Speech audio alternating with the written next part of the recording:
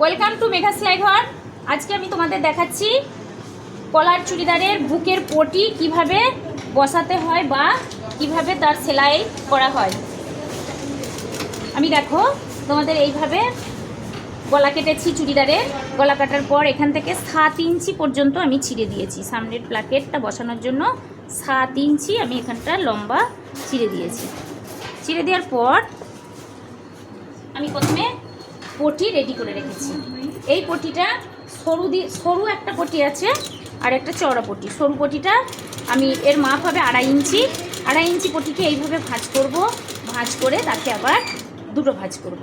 ভাঁজ করার পর এই দিকে আমি এই পটিটা লাগিয়ে দিলাম। এই দেখো এইভাবে ভিতরে ঢুকিয়ে এটাকে এইভাবে দিয়ে দিচ্ছি। দিয়ে দেওয়ার পর এখান থেকে আমি ডগে ডগে সেলাই মারব।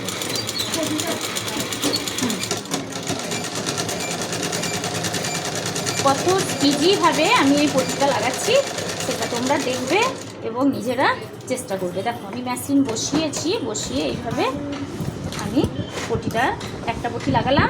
এরপর আমি যে পটিটা লাগাবো এটা বোতাম পটি। এই পটিটা আমি আগে থেকেই রেডি করে রেখেছি। রেডি করে রাখার পর এই পটিটা আমি এর উপরে এইভাবে বসাবো। এইভাবে পটিটা আমি বসাবো।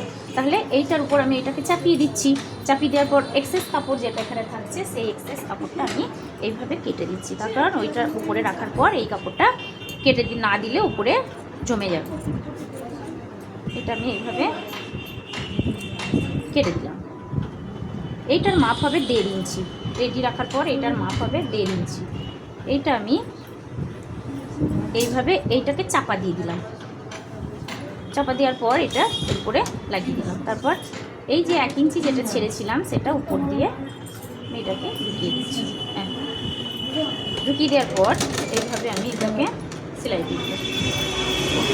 পর এইটা এইভাবে রেখে একটা আমি ভাঁজ দিয়ে আবার আমি এটাকে দ্বিতীয়বার ভাঁজ দিয়ে দিলাম। দেখো এটা ভাঁজ দেওয়ার পরই এটা সুন্দরভাবে একদম মুকুটের মতো এখানটা চলে আসবে। হ্যাঁ, এই তারপরে এই সেলাইটা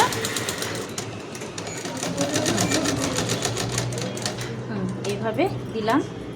এটাকে ঘুরিয়ে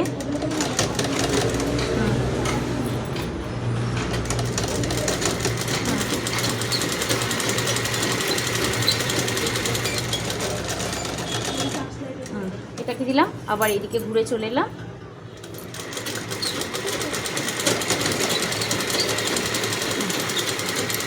এবার আমি এটা এর উপরে তুলে দিয়ে সোজা সেলাইটাকে আমি এই মাথা পর্যন্ত নিয়ে এসে আমি এটাকে কমপ্লিট করে দেবো।